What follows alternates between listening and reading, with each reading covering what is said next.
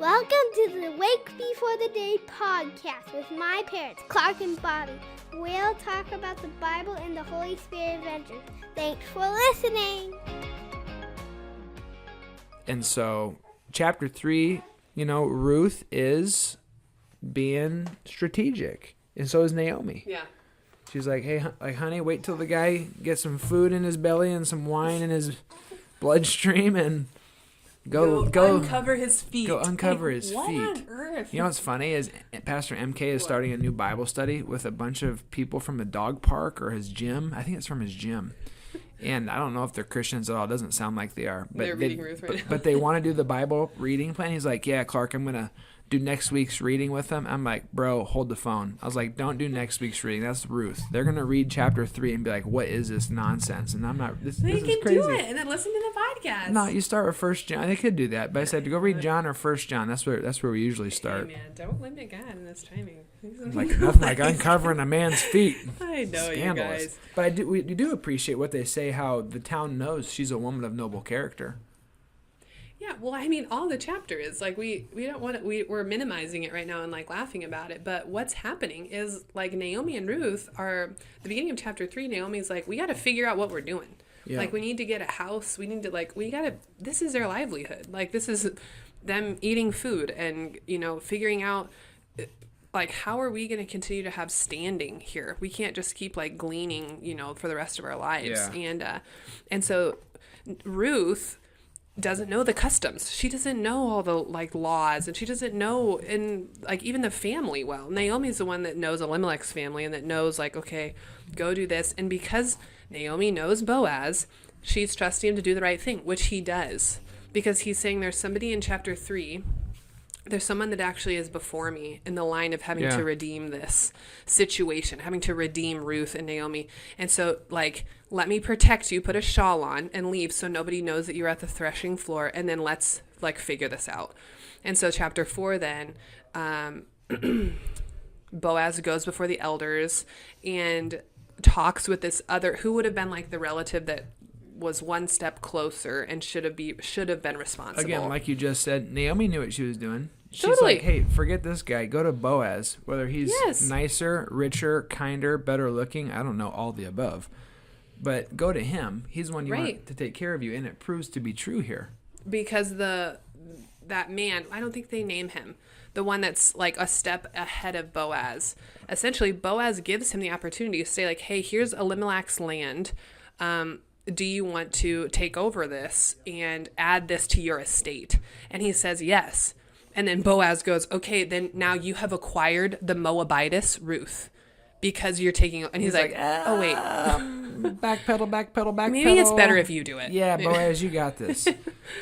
and that's what happens. And the reason why here, it's a business transaction. I know that sounds very insensitive to the woman at that time, and it is, but what's happening is when the kinsman-redeemer takes on the woman, if they procreate and have a baby, that means that part of that man's wealth, his land, his inheritance, is going to be split from who has been his offspring and family up to this point. He's going to have to give it to the dead man's family. Right.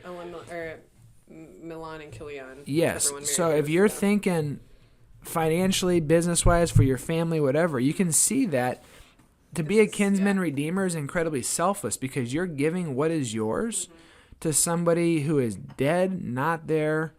I have no idea what kind of character these people would have been, but it's very selfless. So this man's like, yeah, this is bad business. I'm out. And Boaz goes, I'll do it. And swoops in. I know. And what's amazing is they do procreate. They have a son. And you read that at the end of the chapter, kind of the genealogy. And Clark's talked about this, like why this is so significant and huge is because that we know that from this line comes David. And from the line of David, which is also the line of Ruth, the Moabitess, comes King Jesus. Mm-hmm. And so this being in the end of the chapter, isn't just a list of names. Like, this is actually a really important I'll read it thing to to know, please. Beginning in verse 12, it says, through the offspring the Lord gives you by this young woman, may your family be like that of Perez, whom Tamar bore to Judah. We've referenced that. So Boaz took Ruth, and she became his wife. Then he went to her, and the Lord enabled her to conceive, and she gave birth to a son. The woman said to Naomi, Praise be to the Lord, who this day has not left you without a kinsman-redeemer. May he become famous throughout Israel. He'll renew your life and sustain you in your old age. For your daughter-in-law, who loves you and who is better to you than 7 sons, has given him birth. Then Naomi took the child, laid him on her lap, and cared for him. The woman living there said, Naomi has a son, and they named him Obed. He was the father of Jesse, the father of David. And this then is the family line of Perez. Perez was the father of Hezron, and Hezron the father of Ram. Ram the father of Abinadab, and Abinadab the father of Nahshon. Nahshon the father of Solomon, and Solomon the father of Boaz. Boaz the father of Obed. Obed the father of Jesse, and Jesse the father of David. That's crazy. Boom goes the dynamite. That's right. So lots to take away actually from Ruth, not just how, we see the kindness of God in what we talked about in chapters 1 and 2, just with the timing when there was famine, bringing them in during a time of harvest, the kindness of God's people, Boaz, girl. But then really just ultimately... Cruz is cheesing me right now. Hey, girl. Oh, you guys. She's been quiet. It's been nice. Oh, sweetheart. Anyway, Ruth... Tiny but mighty, really important book, really fun to read. And I think even if you're new to the faith, great to step in and read it. So I hope MK does that. There you go. All right. Hey, everybody. Thank you for listening. We've got one more podcast for season 2 coming to you on Monday. Then we will be taking June, July, and August off and jumping back in with you in September. Also, a friendly reminder, we're doing an awesome sermon series on number 6. And so last week I preached on what does it mean the Lord bless you and keep you. And this week we're going to be preaching on the Lord make his face shine on you and be gracious to you. And so we invite you to come check it out, whether online or in person. But it's such a beautiful passage that we often recite at the end of our services as we bless the people. We'd love for you to join us in worship. All right? God bless you. See you Sunday. If not, we'll see you Monday. Bye-bye.